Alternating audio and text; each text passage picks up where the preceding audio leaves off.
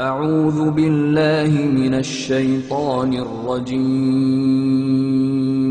بسم الله الرحمن الرحيم. Allah said about His ability to return us back to life perfectly on the day of resurrection, yes, we are able to fashion in perfect order the very tips of His fingers.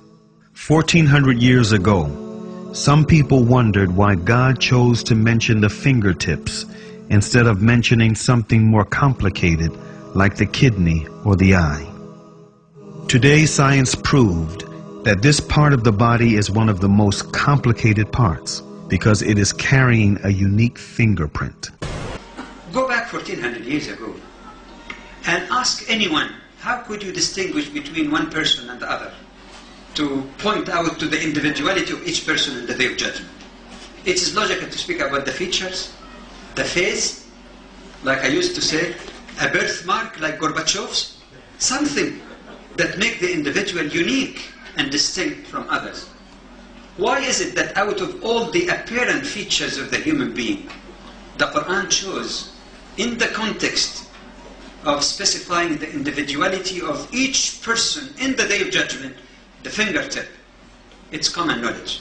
No two fingerprints are identical, even in identical twins. And for those who might say, how about DNA? I say, all right, if you have watched OJ trial, you know that sophisticated as it may be, it is not as definitive as still the simple fingerprint. Almighty Allah said 1400 years ago about mountains, "Have we not made the earth as a wide expanse and the mountains as stakes?"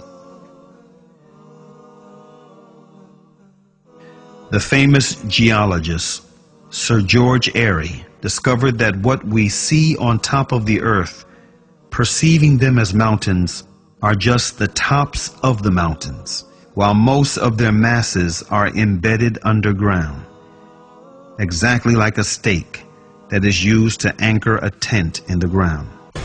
Surah 79, Ayah 32 states, also in the context of creation, "And the mountains hath He firmly fixed." Similar mention of mountains is found in several other surahs.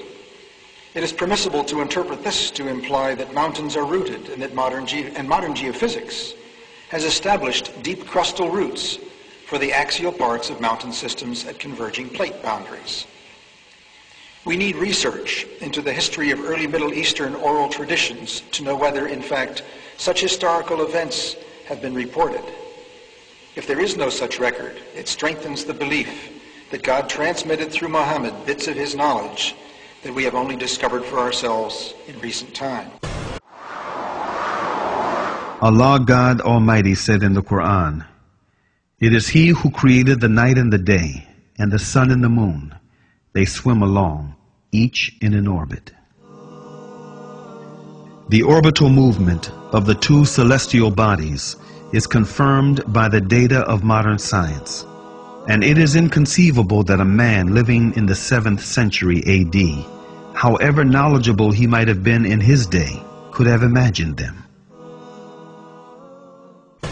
These facts communicated in the Quran have been discovered by astronomical observations in our age. According to the calculations of experts on astronomy, the Sun is travelling at the enormous speed of 720,000 kilometers an hour in the direction of the star Vega, in a particular orbit called the solar apex. This means that the Sun travels roughly 17,280,000 kilometers a day. Actually, I'm very much impressed by finding true astronomical facts in Quran. Allah said in the Quran, "Whoever Allah guides, He opens his heart for Islam, and whoever He lets go astray, He makes his chest constrain as if he is ascending gradually in the sky." 14 centuries ago, who could have known that as a man ascends gradually in the sky, oxygen decreases, leading to the feeling of chest tightness. These must be the words of the Creator, Allah.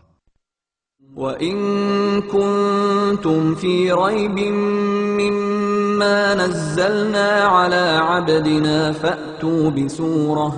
فَأْتُوا بِسُورَةٍ مِّن مِّثْلِهِ وَادْعُوا شُهَدَاءَكُم مِّن دُونِ اللَّهِ إِن كُنتُمْ صَادِقِينَ. So many have tried. All of them have failed. And many of them ended up becoming Muslims. Amazing.